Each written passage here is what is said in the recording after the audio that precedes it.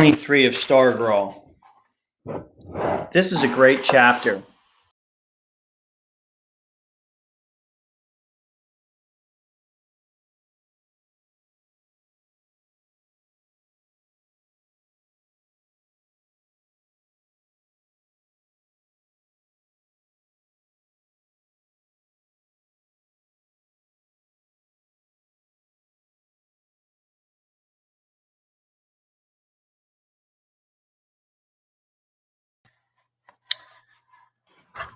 Hey, Team 19. We're going to continue with Stargirl. And the way it left off was Leo feeling really angry and frustrated with how everyone perceives Stargirl, his good friend, and wanting people who really kind of ridicule her and shun her and chastise the two of them to come back towards the middle a little bit. And then, maybe Stargirl be a little less eccentric and kind of blend in a little bit. But we know in our world, we don't always get things exactly the way we want them. I mean, look at what we're going through right now with this pandemic. We want to be together. We want to be in school. We want to be at recess. You guys want to be playing your sports and going to your dances and having pretzel Fridays and Camp Canadensis and getting ready to go to the shore for Memorial Day weekend. All of these things that we do, pools opening up. But you can't always have things the way you want. So it'll be interesting to see how Leo and Stargirl respond to the shunning, and if she continues to be her amazing and unique self, and how that affects their relationship. So now will be a good time to stop and predict what you think is going to happen in chapter 24. And then I'll begin with the reading. Okay, Roadrunner. No one ever said the word to me directly, but I kept hearing it since I arrived at school one day. Several days after the kiss on the sidewalk, it seemed more dropped behind than spoken, so that I kept walking into it. Roadrunner. Was there something on the plywood Roadrunner that I should read? I had study hall coming up third period. I'd look into it then. In the meantime, I had second period Spanish. As I headed for my seat, I looked out the window, which faded in the courtyard, and there was something written on the Roadrunner. All right, but I wouldn't have to go outside to read it. I could read it right from here. I could have read it from a low-flying airplane. White paper? No. It was a bedsheet. Covered the whole bird. Painted on the sheet in broad red brushstrokes was a Valentine heart enclosing the words, Stargirl loves Leo. So we left off. Sorry, I had to take a break there.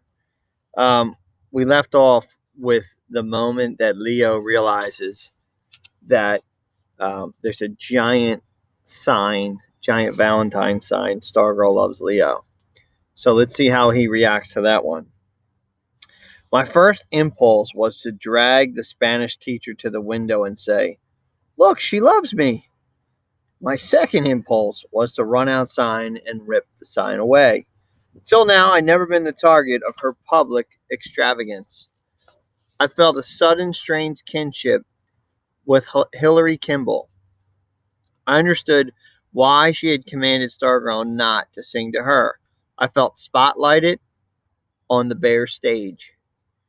I couldn't concentrate on my schoolwork or anything else. I was a mess. At lunch that day, I was afraid to look at her.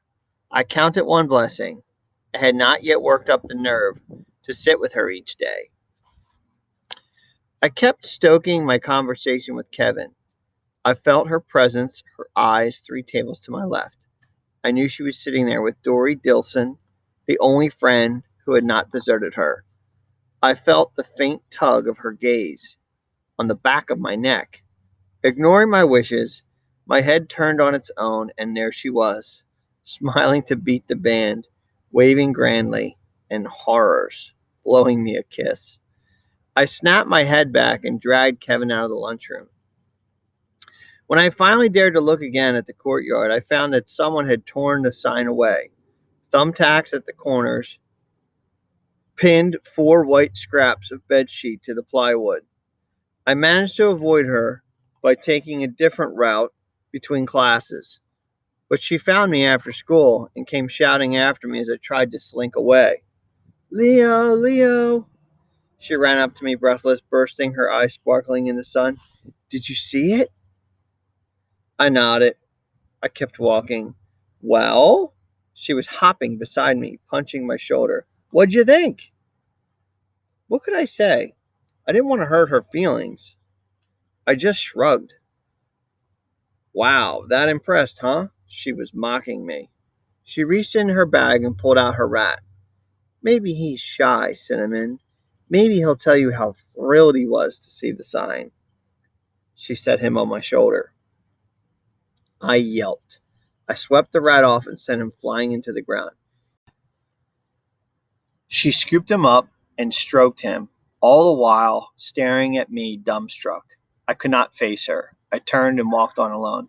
I'm going to stop right there. This is a good point to stop and jot about conflict. What type of conflict is happening in the story right now? Go ahead and take a minute to write your thoughts.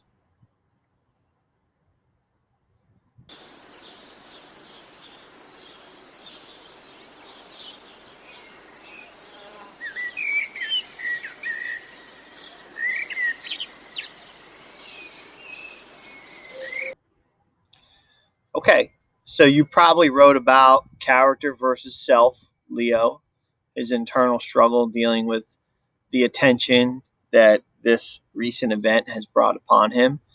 And you probably are thinking a little character versus character, where Leo is less than thrilled with Stargirl's public display of affection.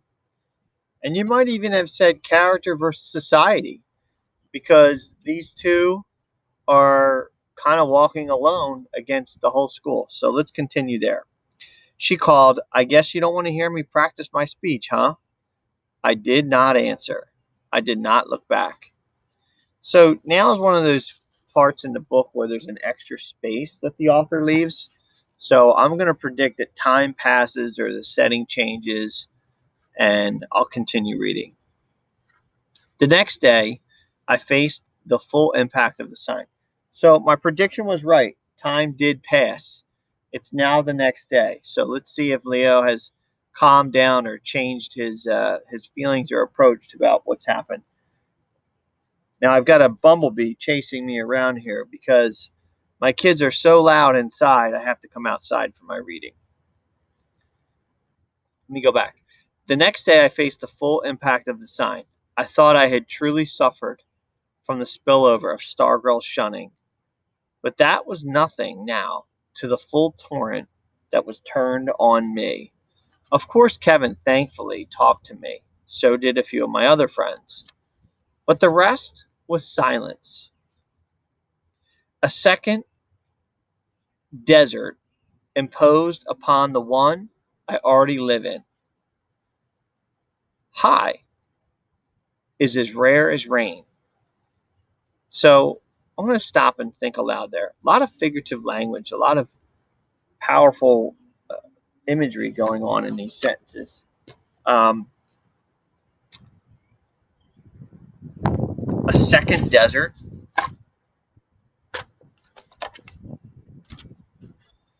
He's living in a second desert imposed by the one I already live in. So he's feeling all alone in a desert. So there's a strong metaphor there created by Jerry Spinelli.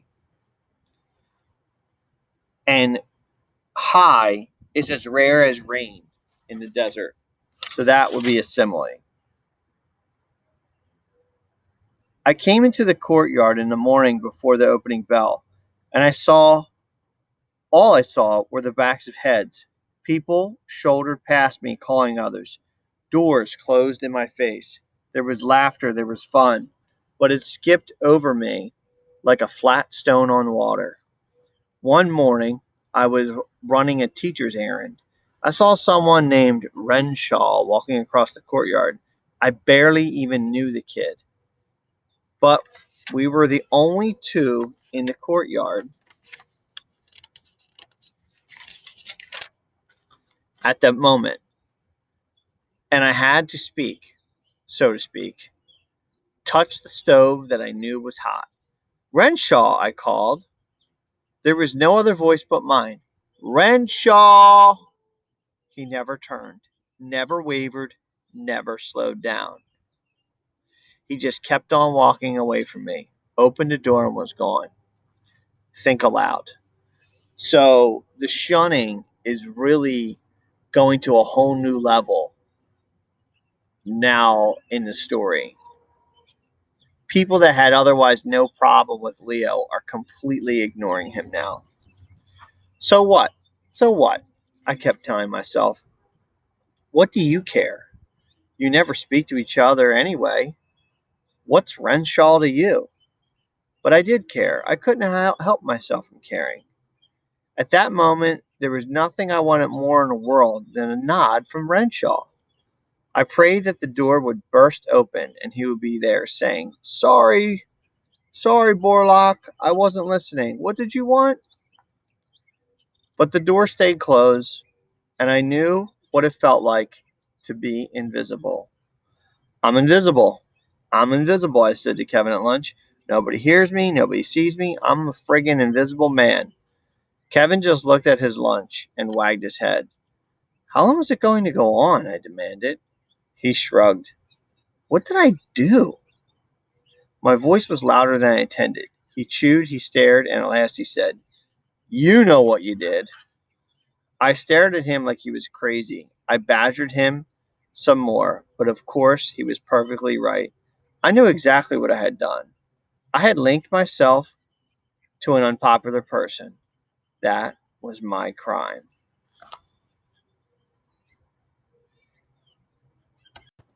Hey, Team 19. So we just wrapped up chapter 24, and I've got a couple of just discussion questions, some things I want to touch on, and then you guys can react in writing and shoot me your thoughts just in a Word doc, just a reflection of where we are. So the first question I have from this chapter is when Leo sees the sign that Stargirl made him, he really does have mixed emotions. Even though he was initially thrilled to see the sign, why does he treat Stargirl so rudely when she speaks to him later that day? Can you think of a time where your emotions were torn in opposite directions? I'll give you an example.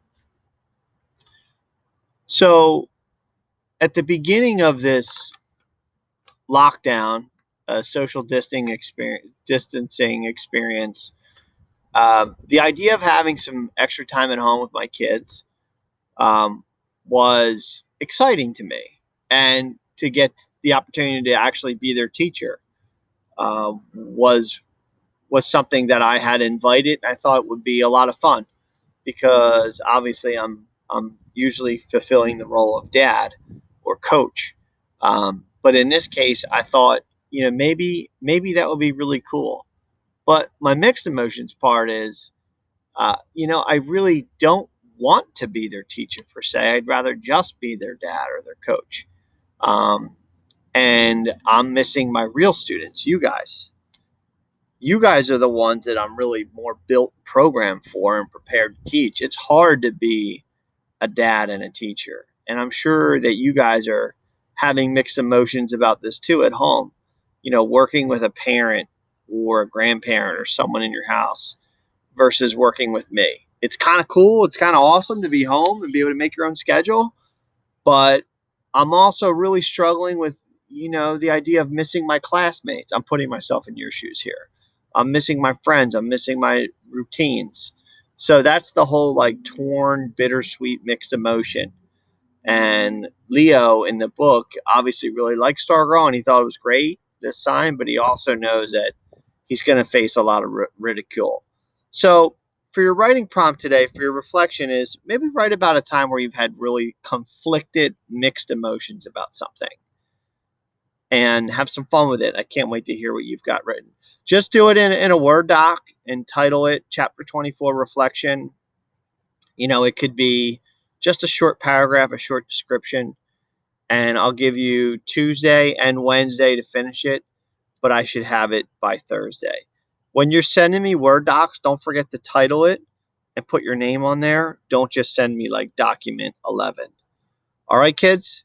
Thanks for tuning in. Great chapter from Stargirl. A lot of new conflicts and a lot of new twists and turns in the story. Hope you have a great day. Can't wait to hear your reflections.